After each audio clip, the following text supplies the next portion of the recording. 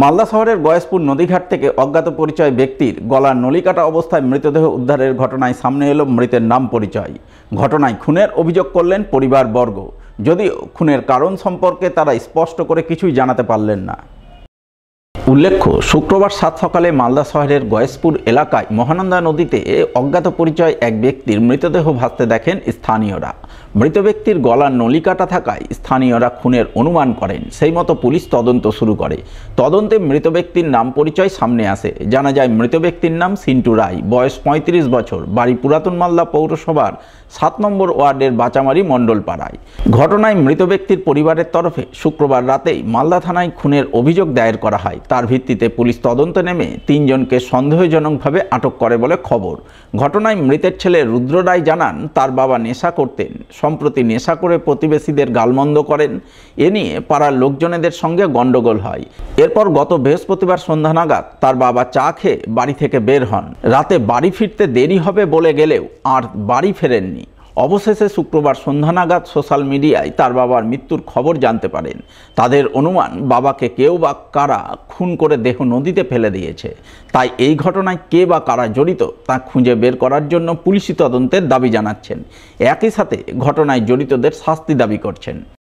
চাটা করে দিয়ে গেলাম, তো ওটাই খেয়ে দিয়ে সন্ধ্যাবেলা বললো মঙ্গলবাড়ি থেকে আসছি, তো বাড়িতে তালা মারবি না, তো তোরা ঘুমিয়ে যাবি, আমি আসবো বাড়িতে। আচ্ছা, এটা বলে বেরিয়েছে। তারপর আর আসেনি।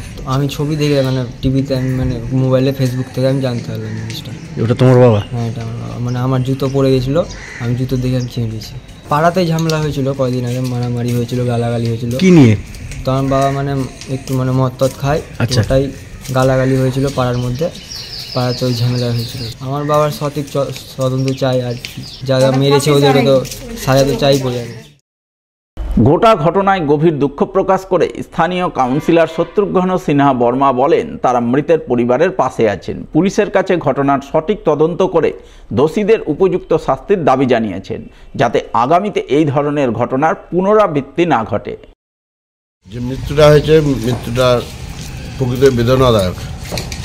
কারোর পরিবারের কোনো সন্তান যদি হারায়, অবশ্যই সেটা দুঃখজনক। আমি এবং আমরা আমাদের ওয়ার্ডবাসীর সকলেই চিন্তা করছি যে এটা কিভাবে ঘটনাটা ঘটলো, আর প্রকৃত দোষীদের খুঁজে তদন্ত করে সেই সাপেক্ষে ইনকোয়ারি হোক এবং দোষীদের উপযুক্ত শাস্তি হোক। আগামী দিনটা যেন এই ঘটনা আর আমাদের এই এলাকাতে না হয়, আমরা সকলে মিলে চেষ্টা করব।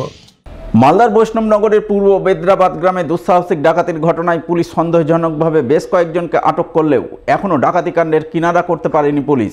স্বভাবতই আতঙ্কে রয়েছেন গ্রামের সাধারণ মানুষ। উল্লেখ্য, গত বুধবার গভীর রাতে বৈষ্ণবনগর থানার শাহবানচক গ্রাম পঞ্চায়েতের পূর্ব বেদ্রাবাদ গ্রামে দুঃসাহসিক ডাকাতির ঘটনা ঘটে। ওই এলাকার বাসিন্দা পেশায় স্কুল শিক্ষক উজির হোসেনের বাড়িতে 7 জনের এক সশস্ত্র দুষ্কৃতী দল চড়াও হয়। দুষ্কৃতীরা বাড়ির জানালা ভেঙে ভিতরে ঢুকে পরিবারের সদস্যদের হাত মুখ বেঁধে রেখে লুটপাট চালায় এবং 10 ভরি সোনার অলংকার, 4টি মোবাইল ফোন সহ নগদ 1.5 লক্ষ টাকা হাতিয়ে নিয়ে যায় বলে খবর। এই ঘটনা তদন্তে নেমে বৈষ্ণবনগর থানার পুলিশ সন্দেহজনকভাবে 10 থেকে 12 জনকে আটক করে বলে খবর। তবে আটক করলেও পুলিশ এখনও ডাকাতিকাণ্ডের কিনারা করতে পারেনি। স্বভাবতই এখনও যথেষ্টই আতঙ্কের মধ্যে রয়েছেন স্কুল শিক্ষকের পরিবারবর্গ সহ গ্রামের সাধারণ মানুষ। আমাদের কারোর প্রতি কোনো সন্দেহ নেই। আচ্ছা, কারোর সাথে আমাদের কোনো শত্রুতা নেই। আমাদের সবার সঙ্গে ভালো ব্যবহার করি, সবাই আমাদের সঙ্গে ভালো ব্যবহার করে। কারোর প্রতি আমাদের কোনো সন্দেহ নেই। এরকম আভাস পেয়েছি যে হ্যাঁ, পুলিশ কয়েকজনকে আটক করেছে। কতজনকে করেছে সেটা বলতে পারবো না। অবশ্যই ভয় তো এখনো কাটবে না, অবশ্যই ভয় লাগছে। বাইরে ভাই খবর পাচ্ছি যে ওই 10 থেকে 12 জন অ্যারেস্ট হয়েছে। অ্যারেস্ট খুব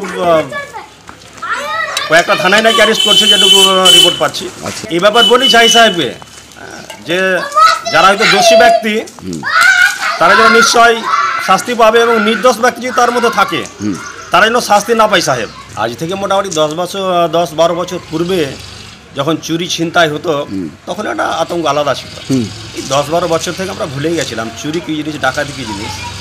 কিন্তু এই যে হঠাৎ করে আপনার 2024-এর প্রথমার্ধেই যে এইরকম মানুষের মধ্যে একটা আতঙ্ক সৃষ্টি করে দিয়েছে, এটা এর চাইতে আর বড় কিছু বলা যায় না। যে এইভাবে আতঙ্ক ঢুকেছে প্রতিটা মানুষের ভিতরে, যথেষ্ট আমরা আতঙ্কিত গ্রামবাসী।